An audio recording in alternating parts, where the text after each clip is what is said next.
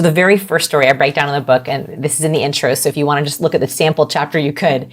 I analyze Jamie Simmonoffs' pitch. Jamie Simmonoff is the founder of Ring. That didn't get any money, and then it sold for $1 billion. Yes.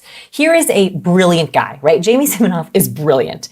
He had a successful product, right? Ring is a very successful product. Amazon acquired it for over $1 billion with a B dollars. Yet, he goes into the pitch in the Shark Tank and he pitches and he doesn't get a deal. Why? That pitch plagued me because I was like, here is a smart guy with a great idea, but his cues were the problem. I think that he lost his pitch. This is a really big statement, and if you listen to it, you'll hear it. I think he lost the deal in the first 10 seconds of them hearing him. And the reason is he made the choice to close the doors to the tank.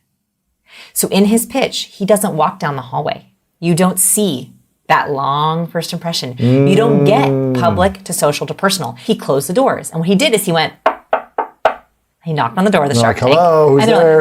They're like, hello. And he goes, it's Jamie? So he asked his own name. And when you're a shark and you're trying to make a very quick first impression of someone without seeing them, and you hear the question inflection that's supposed to be used on a statement, you immediately begin to question, I don't know. And that is also because we know that liars are more likely to use the question inflection.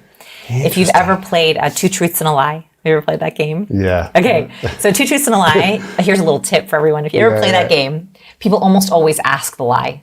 So they'll be like, oh yeah, Two Truths and a Lie. I have a goldfish, I am a vegetarian, and I love dogs.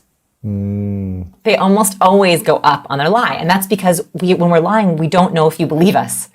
So subconsciously, we give it away. So Jamie starts his pitch, and he doesn't have a first impression. He doesn't do any greeting in the hallway. He misses that whole walk up.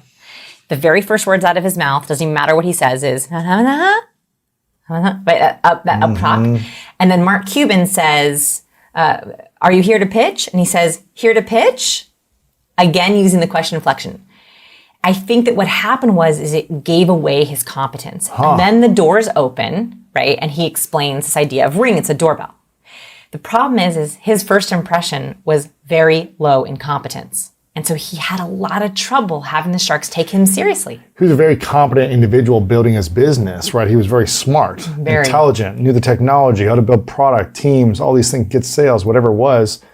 But the warmth wasn't there as well, it seems like, right? Like the trustworthy, charisma, warmth, confidence. He undersignaled every step of the way. So he undersignaled warmth, he undersignaled competence, and then was trying to dial up competence. And you hear